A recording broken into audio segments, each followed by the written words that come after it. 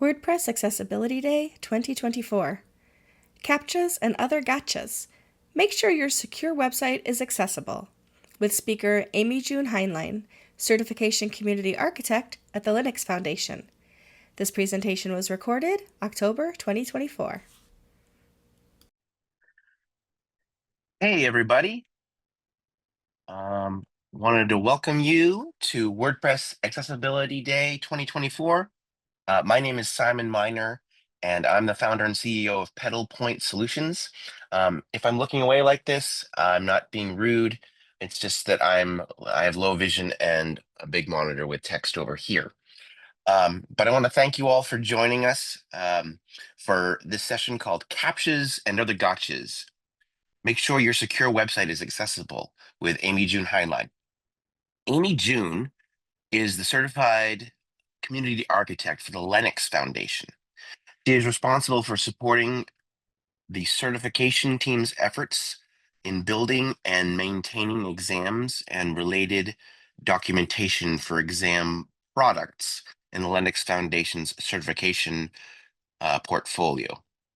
Her ongoing experience as a hospice nurse keeps her in touch with many end users' challenges. In her continued efforts to make a difference, she helps organize the A11Y Talks, which is an online meetup that advocates all things accessibility, one of the core components of building an inclusive web.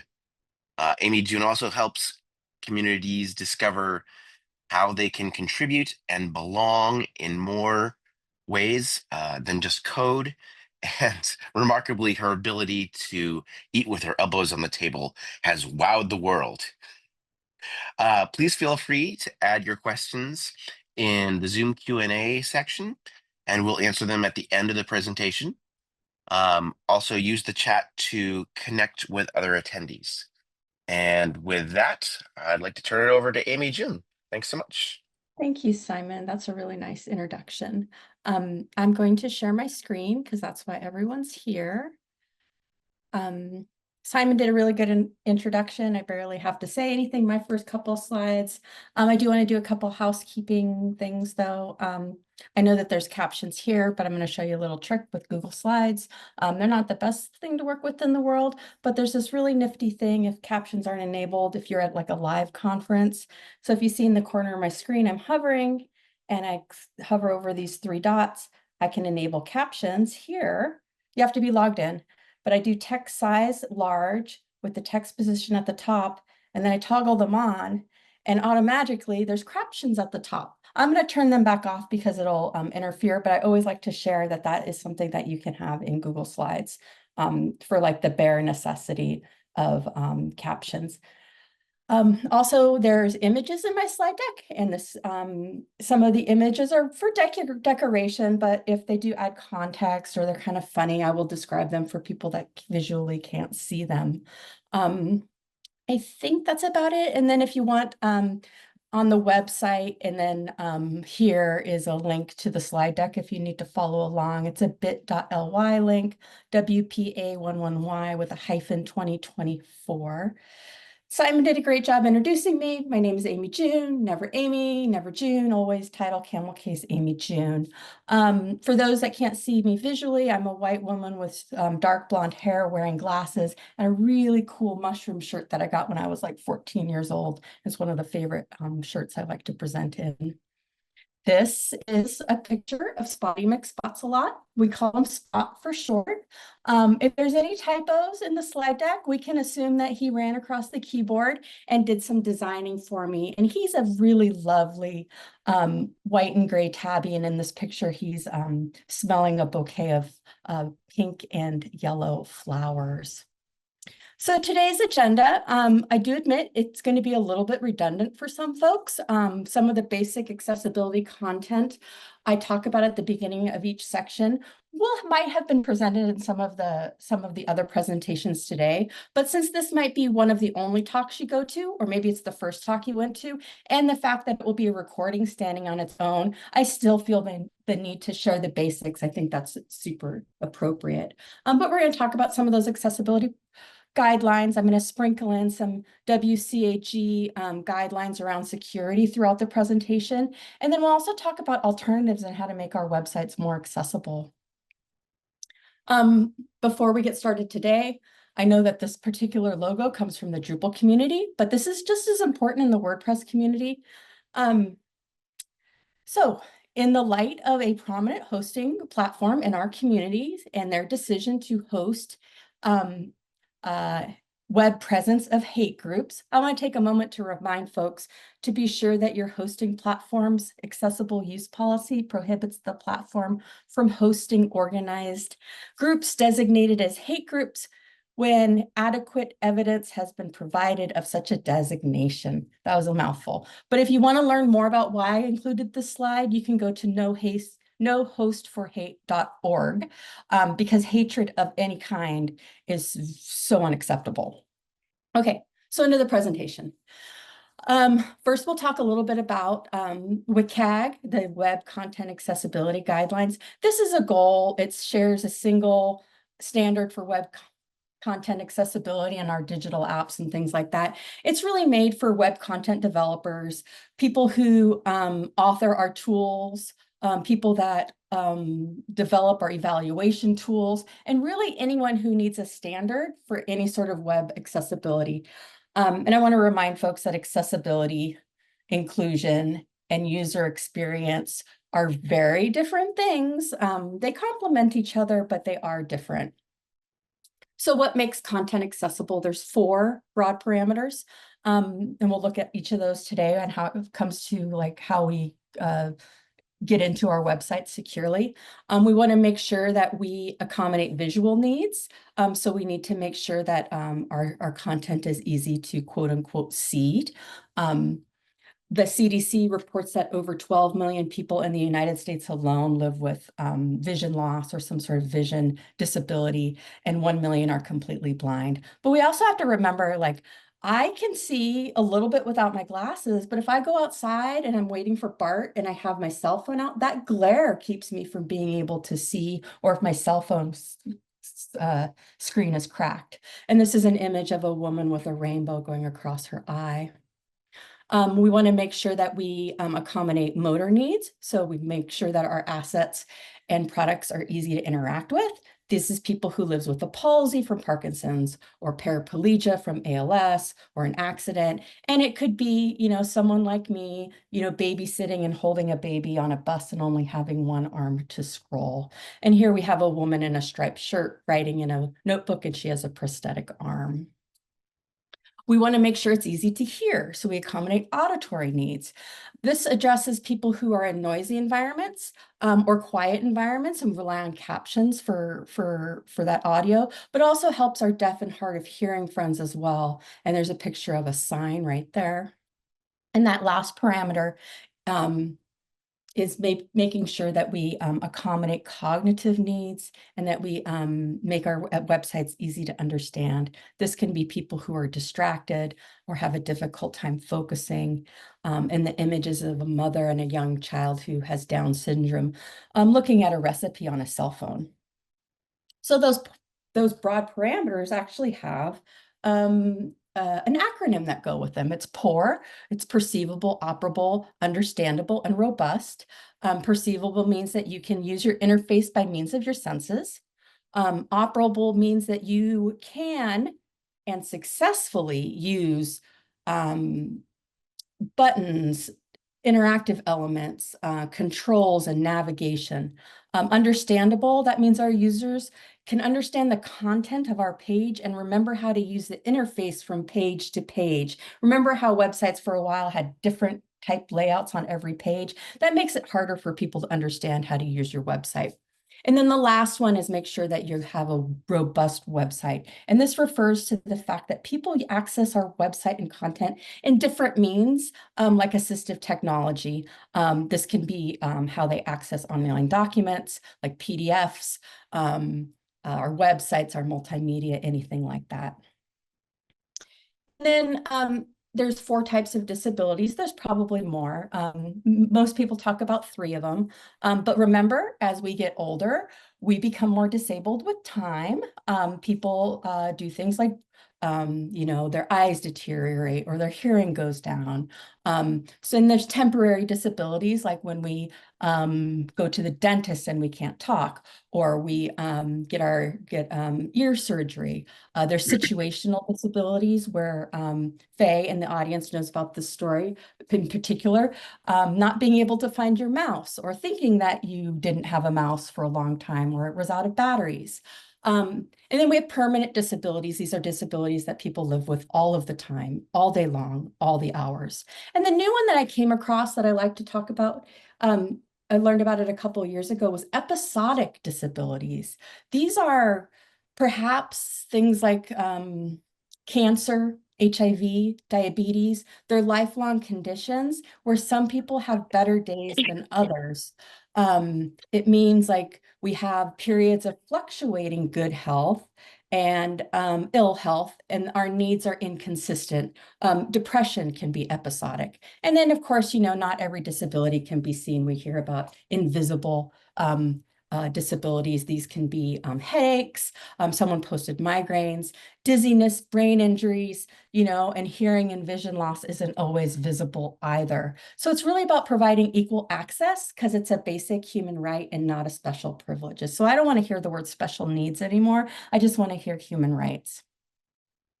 Okay, so I was called an edge case when I worked at Red Hat because I asked for captions and then a screen that actually provided space. And that really kind of upset me. And I found this quote from Eric Myers that says, when you call something an edge case, you're really just defining the limits of what you care about. Every person is unique and has basic human rights, and inclusion is important. Okay, so now we're going to go into stuff you might not know about, might not have heard about today. User agents, talking about these particularly because a lot of people can't access things with their user agents when the website is locked down and secure. User agents are assistive technology. They're any device or equipment that helps people get around some of the challenges they have with learning or communicating and really having, being able to function on the web. Screen readers, most of us know what these are. It's used to listen to the content of a web page. They convert text to speech. We should keep in mind that screen readers can be used along with visuals on the web page for folks with cognitive challenges as well. And here we have a picture of a man wearing glasses, and you can see his cane next to him, and he's using a computer. So screen magnification devices, this is really close to its name. You hit Command ++ on a Mac and it magnifies the screen for you. One of those rules is on a website, you should be able to magnify into 200% and not lose any of the content of the screen, or you should still be able to interact with the element. It's for people who have partial sight impairment. It's used, like I said, it's basically, to enlarge the content, but screen magnifiers sometimes also have text-to-speech functionality as well. And there's a few more. There's eye tracking that monitors your eye movements and blinking to initiate mouse clicks. There's accelerators that help people, helps reduce the need to type or click. Keyboard customization, sometimes these are called sticky keys, sometimes they're called shortcut keys. They enable one-hand typing. Maybe you have a broken collarbone and you can only have one hand. Pop-up and animation blockers, all of us love these because those are annoying. They're browser plugins that stop the automatic pop-ups and that redirection that happens. Imagine being a screen reader and reading the content of the page and all of a sudden being popped into a pop-up about an ad you don't care about and not being able to get out. So we have these animation blockers that allow the stopping of the redirection or having the ability to stop, pause, and hide animations. And we have refreshable braille displays. There's an image of that on the slide. These are mechanical terminals that display a line of braille characters dynamically by raising and lowering dots. And then there's all kinds of reading assistants that can customize font size, that can scan text for words, use dictionary clues, hide less relevant parts of the thing, like, you know, if there's like a mega menu or sticky menu that keeps coming down. And then there's page maps. Those are kind of neat for people who have a hard time focusing. It's a little square on the side of the screen with an indicator highlighting the portion of the web page that's being viewed. Okay, so when it comes to secure websites, and I have a really hard time with this word, so I have to say it slow, authentication is really our first line when it comes to, you know, the security of our assets. When authentication requires our users to input things, the best practices should always include giving your users options and choices. And you're going to hear that a lot while I'm talking today about giving your users options and choices, because not all of us access the web in the same way. Here's one of those sprinklings of WCAG I was talking about. These are real concerns. They're so concerning to some folks that they have guidelines. I think all accessibility stuff is concerning, but there's a group of people that found the most concerning things and made a set of guidelines. So there's a guideline specifically on accessible authentication. So you want to ensure that there is an accessible, easy to use, and secure method to access content and undertake tasks. Access content and undertake tasks. So who does this benefit? It benefits people who have cognitive things going on, you know, related to memory. This can be dementia. This can be ADHD. It could be dissociative amnesia. It could be a headache that's so bad you can't remember what just happened. It also helps our dyslexics folks, you know, who get some of the words and letters turned around. Dyscalculia, where we get our numbers backwards and mixed up. And then people with perception processing limitations should also be able to use your website and authenticate and prove who they are, regardless of their level of cognitive abilities. So again, it's about inclusion. A lot of the things about security come around our gated content. Gated content requires a user to complete a form, do some sort of task, purchase a subscription. I almost said prescription because I'm a nurse. Subscription. So what's gated content? It's online materials like white papers, articles, videos that require our content consumers to fill out a form before they can access them. White papers are can be from the medical field. They can be marketers that create white papers to educate their audience about a particular issue or explain and promote a particular methodology. We have ebooks. You know, not everyone gives their electronic books out for free. Webinars and learning courses usually come behind a paywall. Product demos will ask for an email so they can track and sell you products. Signing up for curated emails, subscriptions, RSS feeds. It also could include forums to exclusive communities like in Discourse or Discord, contest entry forms, and along with access to surveys and forums that can be gated to be logged in to like win a promotion or a prize. So I want to talk about some of the most common security measures that we use on our digital assets.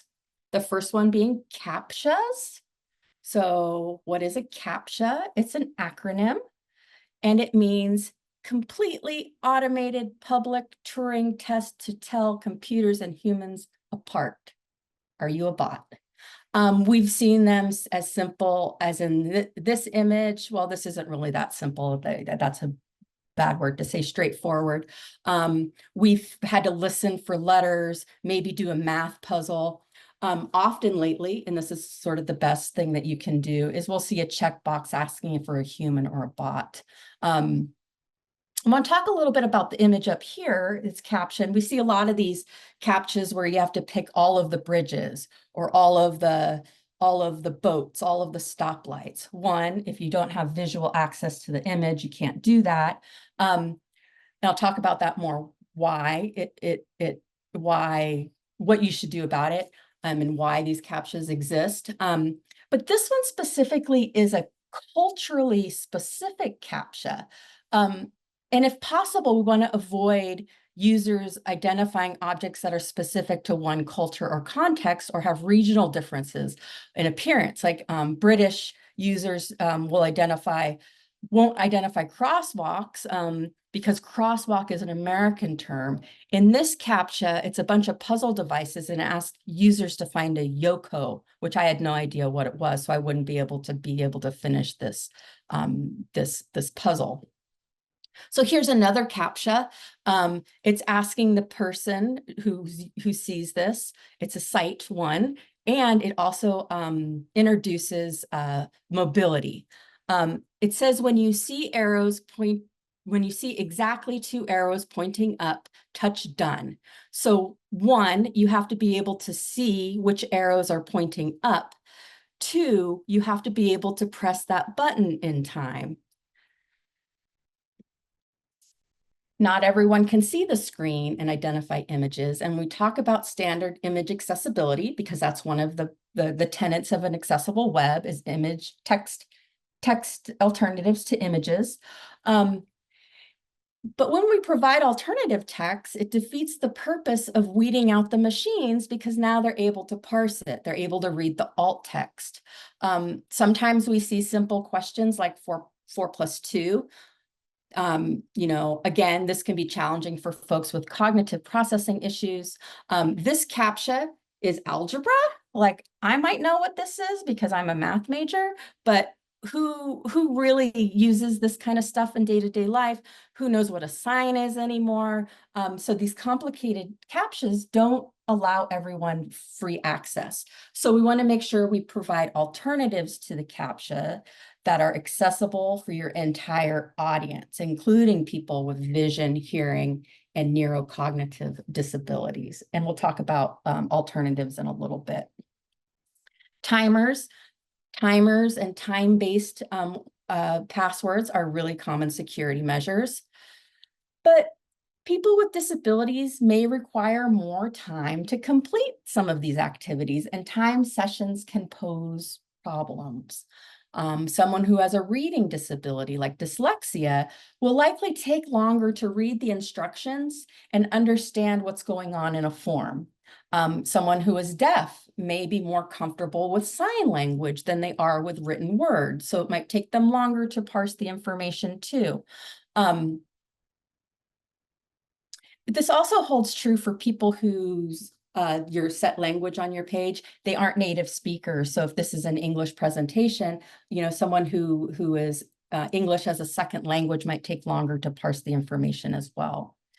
Someone who relies on some of that assistive technology we talked about, screen readers, because they're blind or have a vision impairment, or maybe they have a learning disability. It could take them more time to locate all of the elements on the screen because they might have to flip through a rotor or something, or understand the page layout. So unless there's a loose guideline, unless the time limit is longer than 20 hours, all timed sessions should be able to be turned off, adjusted, or extended unless it's essential for the activity. Now, I use these examples loosely, like it's like an auction or paying bills online or concert tickets. Let me tell you about concert tickets because I love to go to shows, but I'll be upstairs and I'll be dialing in and getting in line and getting in the queue. And I finally am able to buy my concert ticket and I have to put in my credit card number. And what do you know? My credit card's downstairs. I got to run downstairs, trip over the cat, you know, yell at my kids at something, find my purse, get out my wallet. My credit card's not in there because I got gas yesterday. So I have to find my skirt where my credit card is. By the time I go upstairs, the timer has run out and I have to go through that whole line in the concert queue again. So again, you know, I know that this is a very individual problem just to me, but allow the ability for the timer to be turned off, adjusted, or extended. So we have time-based one-time passwords. We sometimes see them abbreviated as TOTPs.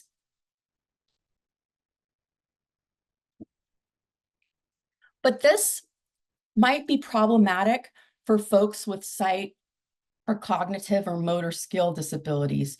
It might be hard or maybe even extremely difficult for some with cognitive processing issues to take a code from one screen and then move it to another screen in the designated allotment of time. Sometimes the authenticator applications and messaging apps aren't compatible with screen readers. So again, turn off, should be able to turn off the timing, adjust the timing, extend the timing. And here's a picture of an authenticating app with the numbers, and you see the timer, well, you can't see it moving, but it's, it's shrinking down. And that creates a lot of anxiety too with some folks. Just having a timer presence can make it harder to remember or to be able to navigate the experience from moving one screen to another. So there's a guideline in WCAG around enough time. We want to provide our users with enough time to finish their tasks. Bravo. Not everyone can zip through a form or enter their credit card at top speed or find it, So again, the timing needs to be adjustable, or that there's no timing. Be sure that interruptions can be postponed or suppressed by the user. This could be harder with assisted technology. When an authenticated session expires, allow the user to continue what they're doing without the loss of data. Oh, isn't it the worst? You run out of time, you refresh the page, and that whole form you filled out is empty again. So, make sure that users are warned that the duration of their activity, that there could be data loss. And again, that adjust, extend, and stop and pause. Allow your users those choices. What are some other verification methods for making sure we say who we are? Identity verification, biometrics. This is a technical term that refers to a human's or a being's physical or behavioral traits. We have voice recognition, all of these things have some problems that come along with using them as security measures. Voice recognition, someone might have a sore throat. Maybe you were at a concert last night and sang really loud. Perhaps you're at a conference and there's noise in the background, or you're on a train. Facial recognition. It does not require sight, hearing, or significant motor skills. It makes it ideal for many users, but there's quite a few situations that affect that biometric of facial recognition.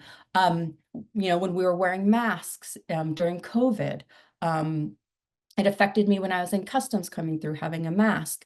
There's hijabs, there's burqas and other face coverings, beards that people grew during COVID. Weight fluctuations can also affect facial features as well. There's fingerprint scanning, perhaps you've been shoveling snow, which I hope no one has to do, but some people live in those places, and your hands are chapped or blistered, or maybe you've been working in the garden and your fingerprints are filled in with dirt, it fills in those crevices.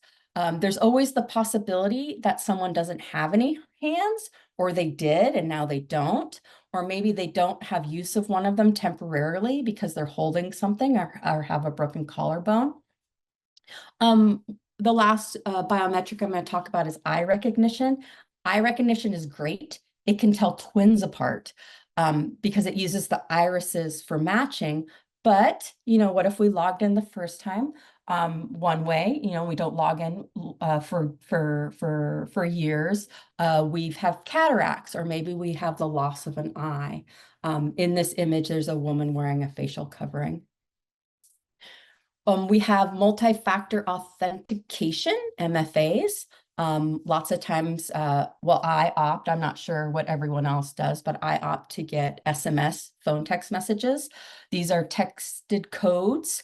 They may be a bit less secure than authenticator apps, but they're also a common for solution because of their ease of use and wide availability. Most people have text messaging these days. The trade-off may be worth it for people who have difficulties typing codes quickly. Screen readers and text-to-speech functions are more likely to work seamlessly with a native app like texting as well. And I don't know, I don't have anything like really prepared to talk about what I read about with Apple's newest security release, but there's some kind of security that they fixed because screen readers were reading passwords out loud. So that's something to think about too when you're using these authentication methods. And like I said, I don't have anything prepared for that. I was just reading the release notes. We have email based. These are, your security code is sent through email. Sometimes that's really convenient because your email is right on your computer. You can copy and paste from your email into the website. Sometimes you have text messaging app on your phone and you can do the same thing, allowing that copy and paste.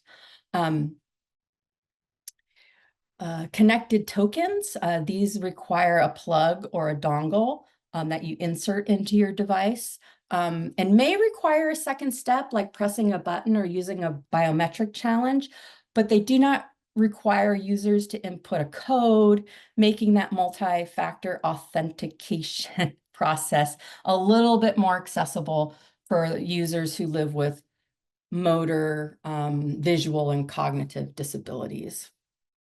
Oh, and there's single sign-on. A lot of places are switching to this. A lot of you'll see, enter your Google, your Gmail. SSO, it significantly reduces the friction by only requiring one login per session, but still has some of those issues with that first sign-in that most MFAs have. So let's talk about scanning IDs and certificates. This can be bank apps when depositing checks through your phone. This can be vaccination records. This could be certificate-based signatures, PDFs sometimes require a valid ID. It could be for I-9 employment eligibility verification. Sometimes it requires several forms of ID to be submitted to prove your identity. Sometimes folks who live with a palsy, a shake, are unable to hold the document or the user agent still enough for the computer or app to scan. Have you ever been there where you've put your check, you're trying to deposit a check and it's on the dark surface and it says keep moving closer, but you're shaking and you can't get it quite right and you can't get it to scan. And a person with low vision may not be able to line up the scanner and put the documents into focus. And there's a picture of a passport there.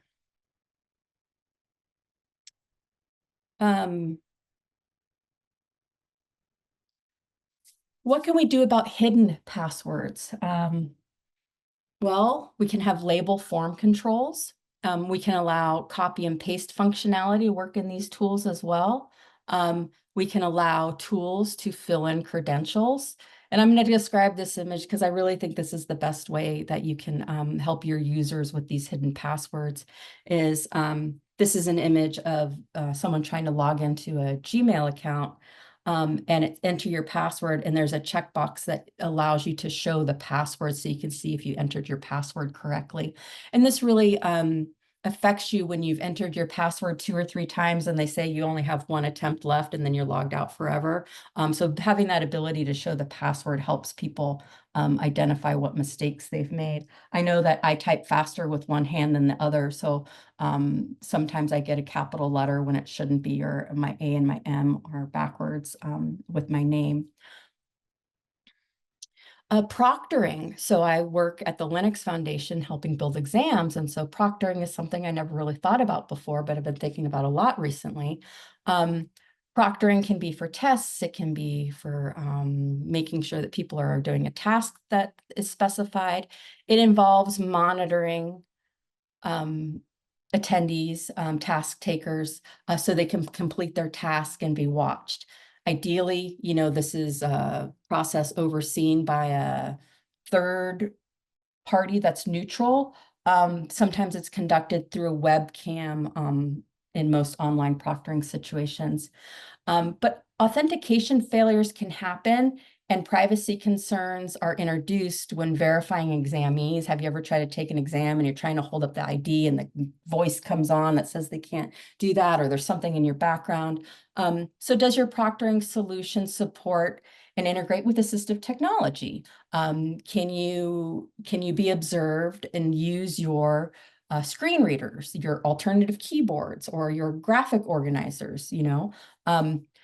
Students should be able to maintain a certain level of navigation control, including being able to select things without a mouse. Not everyone uses a mouse. You should be able to use shortcut keys or tab navigation.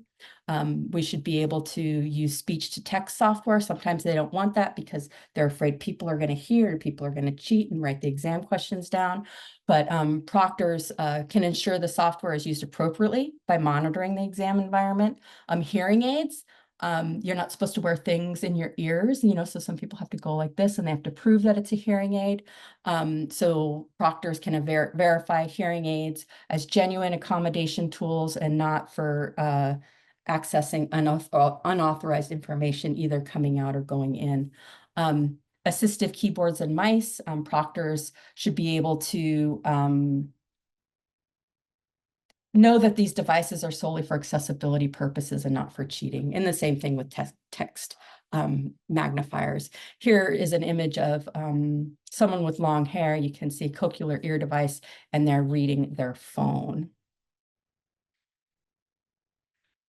Okay, so some random operability WCAG here. We want to make sure that our user interface components and navigation must be operable. So that means you'll be able to use them. So we're talking about target size. Can someone on a mobile phone who has large fingers close the window, or someone who has palsy get that target with their mouse? Focus order. We want to know that the user has enough time to tab through the whole page to get to the close button. This has to do with the next section I talk about. Visible focus. Can our users use assistive devices and know where they are with a visual marker on the screen? Can a keyboard user access a dialog or pop-up? And then is there a keyboard trap? If people get into an element with their keyboard, can they get out? If not, it's called a keyboard trap. I think this slide may be a little bit out of order because my next section is about pop-ups.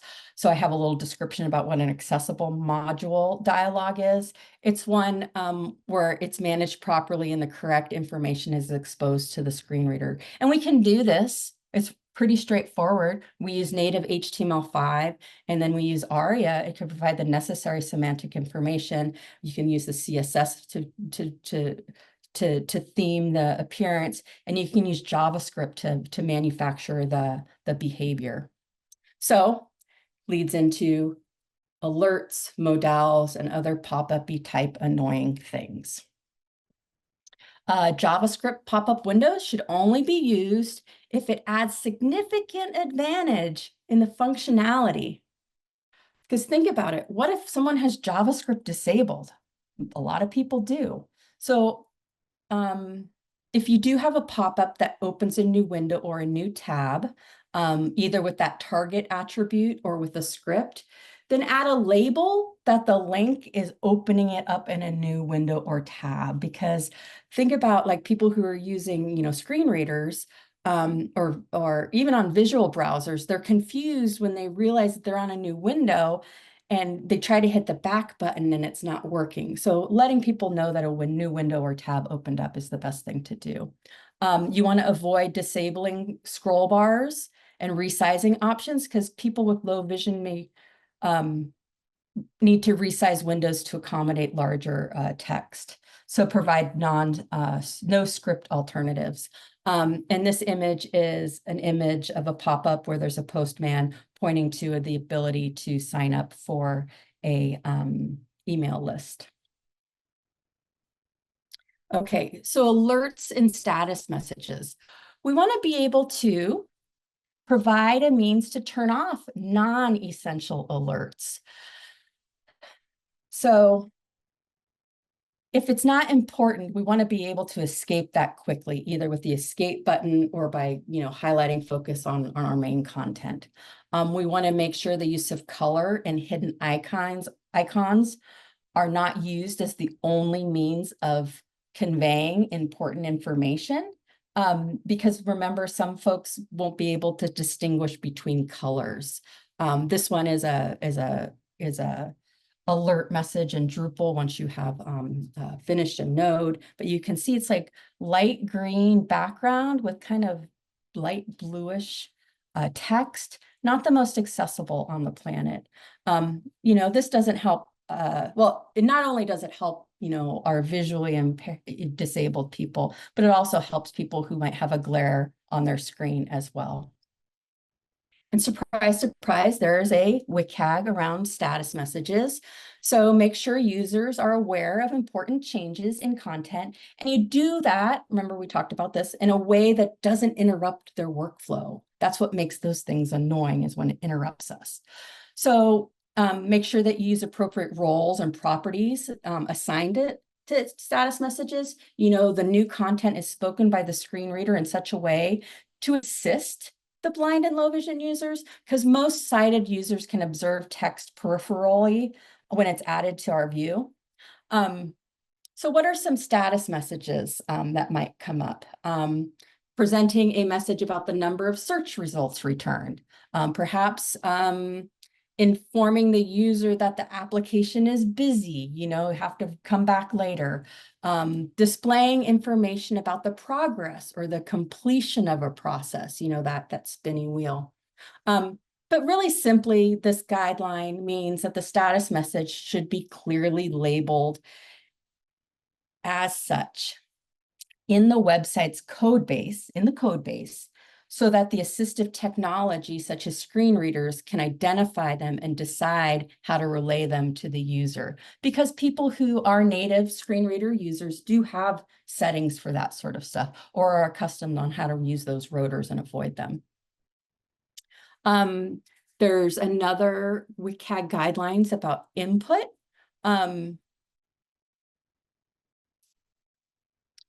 This is about error identification when you come up on a form. Make sure that people with cognitive, language and learning disabilities, or people who have the difficulty understanding and knowing what the icons and other visual cues are. So make sure there's a couple of ways that they know that the errors are in there. We do like to say we do inline errors. Make sure you provide labels and instructions when the content requires user input. So make sure that the person knows that there's something that needs to go in that field. Provide clear and unambiguous labels and instructions. That helps everybody, and particularly those with learning disabilities.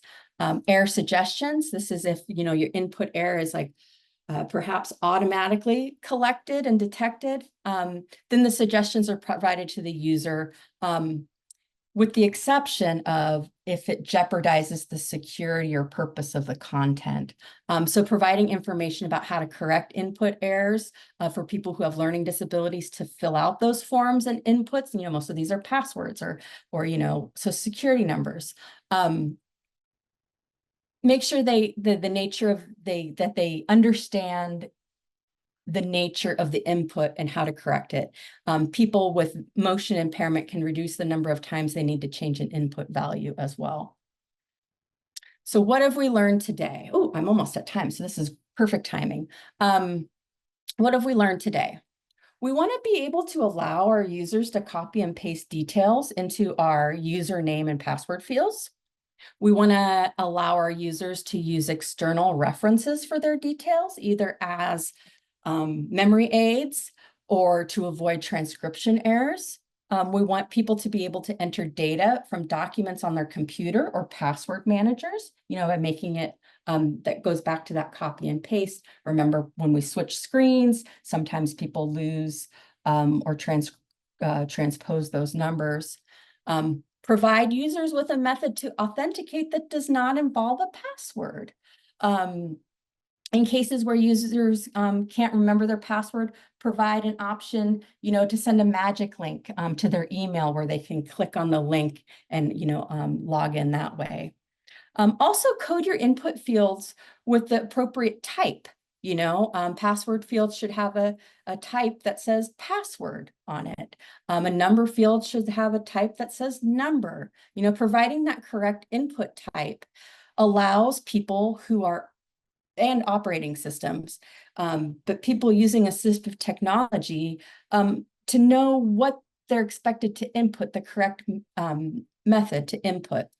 And have the ability to pre-fill fields where the data is available, like if it's stored in your browser. You know, how many times do you go in and you're like, oh, you know, just use the autofill, and they don't allow you to autofill, so you have to remember your password. And when using multi-factor authentication, make sure that your users are given advance warning about the requirements and the time window. Really make sure that there's enough time provided for them to require or to verify their information without requiring a new code.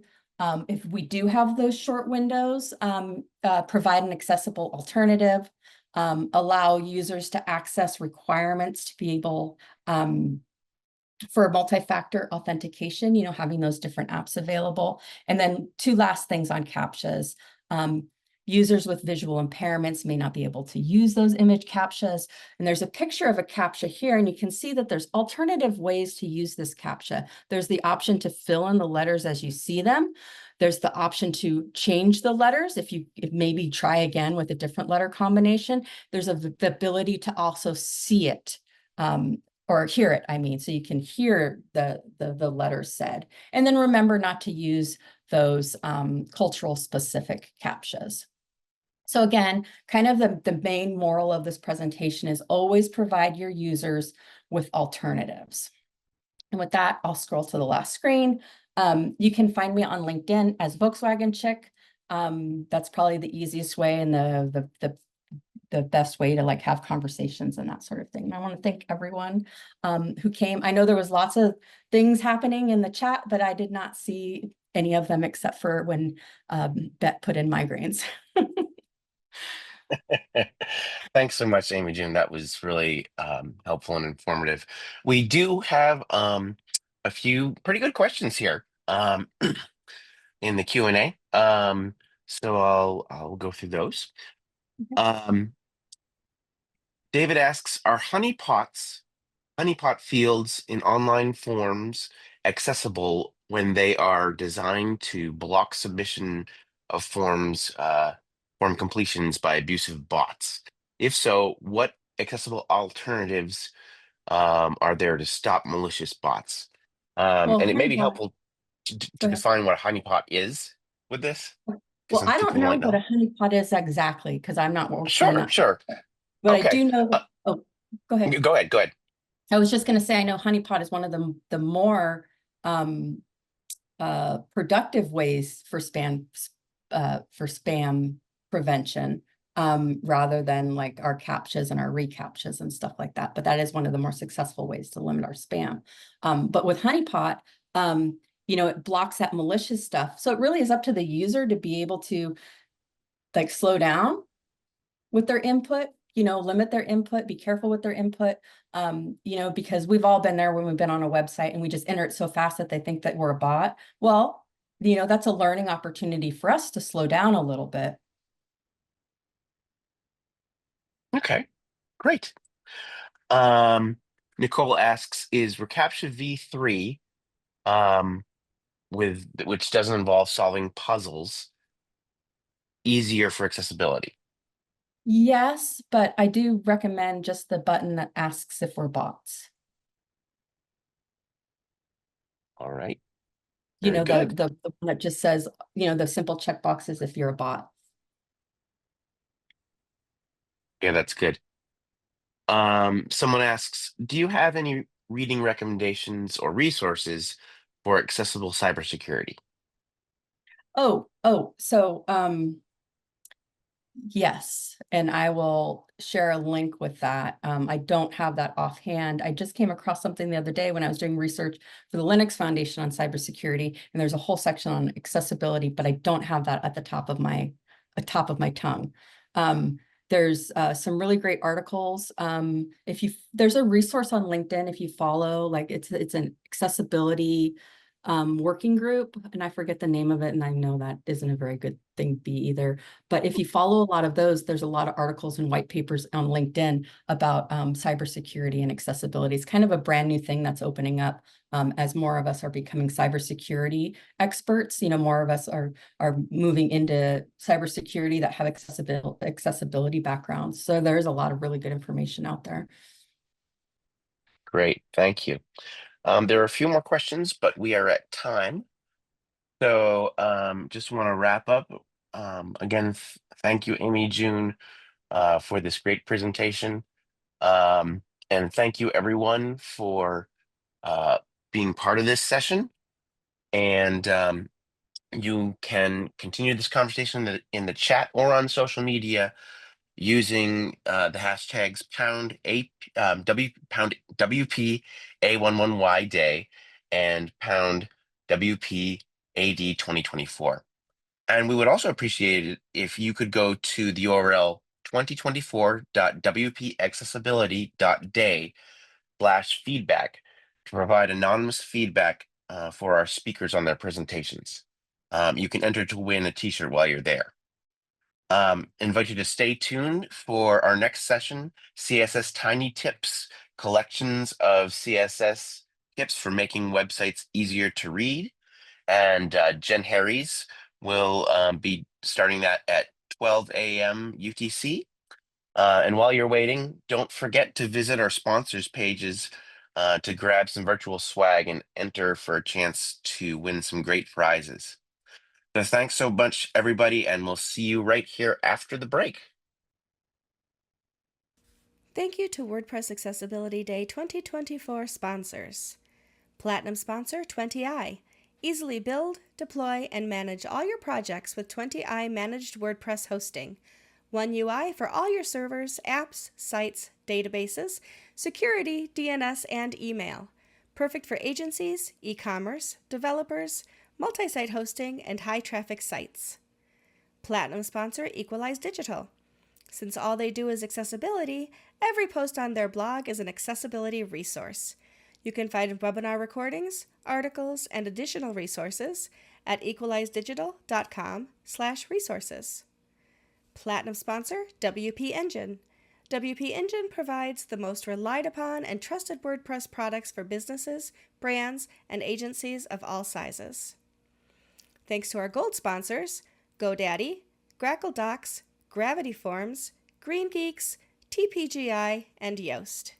And thank you to our silver sponsors, CodeGeek, Drake Cooper, Elementor, Overnight Website, Perceivable, Second Melody, and Accessibility Collective.